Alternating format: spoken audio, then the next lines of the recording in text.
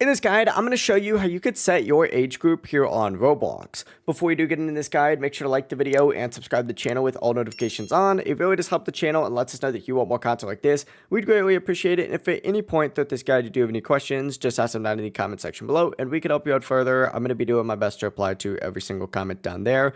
To begin, go ahead and either open up the Roblox website or the Roblox app, and from here you're going to want to select more and then go into your settings. If you are just on your website, simply go ahead and just go directly into the settings. But from here, you'll see account info up at the very top. Go ahead and select that. And once account info does pull up, you're going to want to scroll down to the personal tab right here. And once you are in this personal tab, you'll see your age group option right here.